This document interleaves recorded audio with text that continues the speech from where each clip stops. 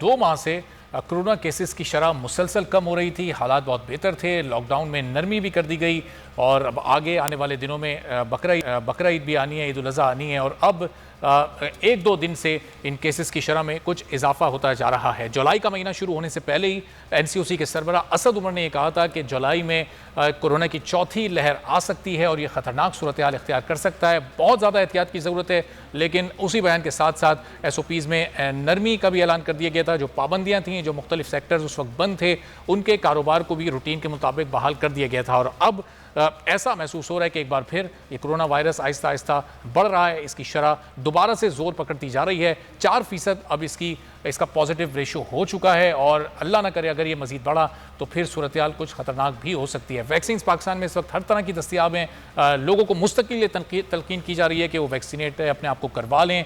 अगर उन्हें कहीं सफ़र करना है, एक शहर से दूसरे शहर जाना है, अगर उन्हें किसी शादी में शिरकत करनी है या कोई और एक्टिविटी करनी है, किसी मॉल में जाना है, तो हर एक के लिए वैक्सीनेट होना लाजमी है। लेकिन अभी भी लोगों की एक बहुत बड़ी तादाद इस वैक्सीनेशन के अमल को इग्नोर कर रही है। इसकी क्या वजूहत हैं, डॉक्टर अताउर रहमान से किसी तारुफ के मोहताज नहीं, उन्हीं से जानने की कोशिश करते हैं। डॉक्टर साहब, ये जो दोबारा से ये जोर पकड़ रहा है कोरोना वायरस, अभी पिछले 4-5 रोज़ पहले जो सूरत हाल थी वो बड़ी हौसला अफजा थी, लेकिन ये पॉजिटिविटी की शरह 4% हो गई। तकरीबन 2000 केसेस सामने आ गए। एक बार फिर 27-28 लोग 24 घंटे में अपनी जान से जा चुके हैं। तो और ये भारतीय वेरिएंट की बातें हो रही हैं कि ये डेल्टा जो है ये भी आने वाला है और ये बहुत ख़तरनाक है। तो अब ये क्या जुलाई का महीना आ गया, अगस्त का महीना कुछ ख़तरनाक हो सकता है डॉक्टर साहब? जी बिस्मिल्लाहिर्रहमानिर्रहीम, शुक्रिया। बात यह है कि ये डेल्टा वेरिएंट आने वाला नहीं है बल्कि आ चुका है।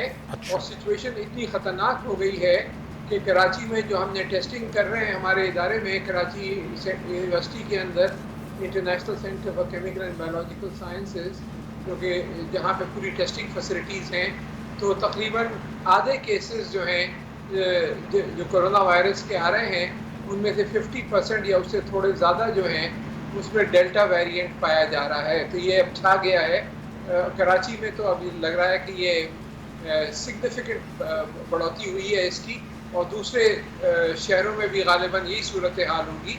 और यही वजह है कि इतनी तेज़ी से ये बढ़ना शुरू हुआ है, क्योंकि जहाँ जिन ममालिक में डेल्टा वेरिएंट आया है, हिंदुस्तान में आपने देखा क़यामत का समा था पिछले महीने और कितनी तेज़ी से फैला और कोहराम मचा हुआ था। इसी तरह अब इंडोनेशिया के अंदर और बांग्लादेश के अंदर बहुत से ममालिक में ये छा गया है। जहाँ भी आता है ये छा जाता है और दूसरे वेरिएंट्स को दबा देता है। तो बड़ी ख़तरनाक सूरत हाल पाकिस्तान में पैदा हो चुकी है और इस पर फौरी तौर पर हमने कंट्रोल नहीं किया तो ये बहुत आसानी से बेकाबू हो सकता है। और आप देख रहे हैं कि दुनिया में जो दूसरे ममालिक हैं जहाँ वैक्सीनेशन हो भी गई है, जैसे अमेरिका या बरतानिया, वहाँ भी टोटल केसेस बढ़ रहे हैं। अमवात की शरह तो कम हो गई है, लेकिन टोटल केसेस जो हैं वहाँ भी तेज़ी से बढ़ रहे हैं इसी डेल्टा वेरिएंट की वजह से, क्योंकि ये बहुत तेज़ी से फैलता है। इसमें स्पाइक प्रोटीन, जो छोटे छोटे कांटे लगे होते हैं फुटबॉल के अंदर, जो मॉलिक्यूलर फुटबॉल के अंदर, वहाँ पे इसकी तब्दीली आ गई है, जिसकी वजह से बहुत आसानी से इंसानी खलियों में दाखिल हो रहा है और फिर फेफड़ों और आंतों पे हमला कर रहा है। और जब तक पता चलता है कि आपको ये है, जब तक काफ़ी फेफड़े बहुत तेज़ी से ये हमला करके फेफड़े जो है उनको बेकार कर देता है। तो ये एक बड़ी ख़तरनाक सूरत हाल है। कोई चारा नहीं है। आपको वैक्सीनेट आपने कितने % का, अभी आप 1 करोड़ के करीब लगाए होंगे, 22 करोड़ की आबादी है, 5% भी आपने अभी तक वैक्सीनेट नहीं किया। तो वैक्सीनेशन तो आपको पूरी करानी है जो हो रही है। तो डॉक्टर साहब, ये इस डेल्टा वेरिएंट में और जो माजी में वेरिएंट आ चुके हैं उनमें फ़र्क कैसे करेंगे? क्या अलामात में कुछ फ़र्क है? जो अलामात पुराने वेरिएंट्स की थी वही इसकी भी हैं या फिर इसकी कुछ मुख्तलिफ हैं? इसमें फ़र्क कैसे कर रहे हैं जो डॉक्टर्स हैं? अलामात तो तकरीबन वही हैं। फ़र्क जो है वो जेनेटिक इसके स्ट्रक्चर देख कर पता चलता है कि ये अब तब्दील हो गया है, ये वो वाला वेरिएंट नहीं है जो पुराना था। तो लेकिन अलामात वही हैं और लेकिन बहुत तेज़ी से फैलता है। अमवात इससे जल्दी हो रही है और अक्सर पेशेंट को महसूस नहीं होता कि वो ये आ चुका है। और फिर जब तक वो जाते हैं डॉक्टर के पास, जब तक अटैक बहुत तेज़ी से करता है, ये पुराने वेरिएंट के मुकाबले में बहुत जल्दी से छा जाता है इंसानी जिस्म के ऊपर। डॉक्टर वैसे देख के नहीं बता सकते कि ये डेल्टा है या गामा है या अल्फ़ा है या बीटा है, कौन सा है, लेकिन ये जो जेनेटिक टेस्टिंग से आसानी से पता चल जाता है। और डॉक्टर साहब, ये अभी तक पाकिस्तान के कहीं किसी एक मखसूस हिस्से में पाया जा रहा है या अब ये रैंडम, इसका कोई अंदाज़ा नहीं लगाया जा सकता कि ये कहीं भी किसी भी शहर में, किसी भी सूबे में, किसी भी इलाके में मौजूद हो सकता है? मेरे ख्याल से तो ये पूरे पाकिस्तान में आप जहाँ जहाँ आप देख रहे हैं जो तेज़ी से बढ़ना देख रहे हैं, वो वजह प्राइमरीली यही डेल्टा वेरिएंट है जिसकी वजह से ये बढ़ रहा है, और प्राइमरी वजह यही है। सिंध में तो हमने देख लिया, तो जो सैंपल आ रहे हैं उसमें तकरीबन 50% जो हैं जो केसेस आ रहे हैं कोरोना वायरस के, उनमें 50% से ज़्यादा अब ये डेल्टा वेरिएंट आ रहा है। कल परसों एक अखबार में था कि कराची में डेल्टा वेरिएंट नहीं पाया गया, ये बिल्कुल गलत खबर थी। ये एक्चुअली ये है कि अब ये डेल्टा छा गया है और पाया जा रहा है, और यही सूरत हाल अब दूसरे शहरों में और दूसरे सूबों में भी यकीनन मुझे लगता है कि, लेकिन जब तक एनालिसिस नहीं कर लेते, जब तक किस हद तक फैला है ये नहीं बता सकते, लेकिन ये डेफिनेटली मौजूद है और तेज़ी से ये फैल रहा है। और इसका कोई इस वक्त कोई इलाज नहीं है सिवाय इसके कि आप एहतियात करें। बकरीद आने वाली है, बिल्कुल अलग रहें, किसी से गले ना मिलें, हाथ ना मिलाएं और बंद कमरे के अंदर जमा ना हो। तो ये सारे प्रिकॉशन जो SOPs हैं वो सब आपको लेनी पड़ेंगी, क्योंकि वाहिद इलाज इस वक्त ये है, क्योंकि वैक्सीन आप कितना भी कोशिश कर लें, 5% है, 7%, 8% हो जाएगी महीना भर में।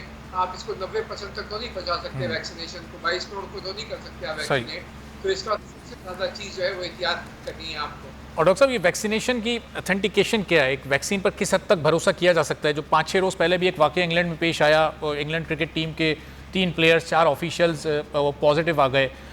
वो तो वैक्सीनेटेड थे, बायो सिक्योर बबल में होते हैं। इतनी ज़्यादा एहतियात के बावजूद जब वो पॉजिटिव आ गए, तो यहाँ तो हम अपने इर्द गिर्द देखते हैं, चाहे वैक्सीनेटेड लोग हों चाहे नॉन वैक्सीनेटेड हों, वो तो ऐसे ही खुलेआम घूम रहे होते हैं। तो ये वैक्सीन आपको किस हद तक बचा सकती है कोरोना वायरस से? वैक्सीन आपको शदीद बीमारी से बचाती है कि आप हॉस्पिटलाइज नहीं होंगे और आपको वेंटिलेटर की ज़रूरत नहीं पड़ेगी।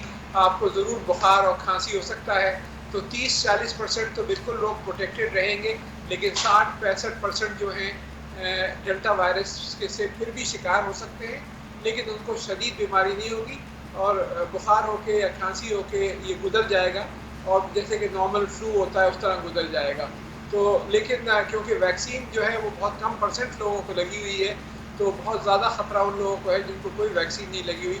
उनको यकीनन ज़िंदगी का ख़तरा है, न सिर्फ अपने लिए बल्कि अपने बुज़ुर्गों के लिए जिनसे वो कांटेक्ट में आते हैं। और बरतानिया को जो आपने कहा, यकीनन वहाँ वैक्सीन हुए हुए हैं, लेकिन फिर भी कोरोना ये अटैक कर रहा है और वो दूसरों तक भी पहुँचा रहे हैं। लेकिन क्योंकि वैक्सीन हुआ है इसलिए अमवात की शरह वहाँ कम हो गई है। लेकिन आप देखें बरतानिया में भी और अमेरिका में भी बहुत तेज़ी से ये बढ़ रही है टोटल तादाद पेशेंट्स की वैक्सीन होने के बावजूद, क्योंकि ये अटैक कर रहा है फिर भी लोगों को, लेकिन ये उसकी शिद्दत नहीं है जिसकी वजह से लोग अमवात इतनी नहीं हो रही जितनी पहले हो रही थी। सही, लेकिन डॉक्टर साहब, ये अगले 2 हफ्ते यहाँ पर पाकिस्तान में बहुत ज़्यादा अहम है, चूँकि ईद उल अज़हा का ये सीज़न अब शुरू हो चुका है।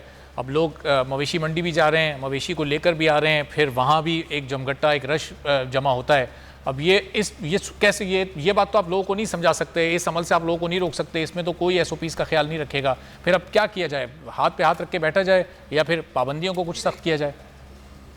जी बिल्कुल, पाबंदियों को सख्त करना पड़ेगा, लेकिन लोगों को ये समझाना, हमें सारे TV के स्टेशन हैं उनको चाहिए कि बताएं कि आप ज़िंदगी से आप खेल रहे हैं। आप अगर जा रहे हैं मवेशी मंडी तो वहाँ भी मास्क सख्ती से पहने रहें, करीब ना जाएं, लोगों के ग्लव्स पहने रहें, हाथ धोएं वापस आकर और एहतियात बरतें, वरना आप जो है न सिर्फ आप खुद बीमार होंगे बल्कि औरों को भी। और ये वेव पर वेव आएगी, ये 4थी वेव शुरू हो गई है, और फिर उसके बाद 5वीं और 6ठी और 7वीं और 10वीं। अगले 1.5-2 साल तक आपको इस मुसीबत से निपटना पड़ेगा जब तक कि आपकी पूरी पॉपुलेशन वैक्सीनेट नहीं हो जाती, क्योंकि ये बराबर अपनी सूरत तब्दील कर करके हमला करेगा। वैक्सीन की एफिशिएंसी कम होती जाएगी और आपको फिर नई वैक्सीन और बूस्टर डोजेज लगानी पड़ेंगी। सब्सक्राइब करें और बेल दबाएं ताकि कोई खबर रह न जाए।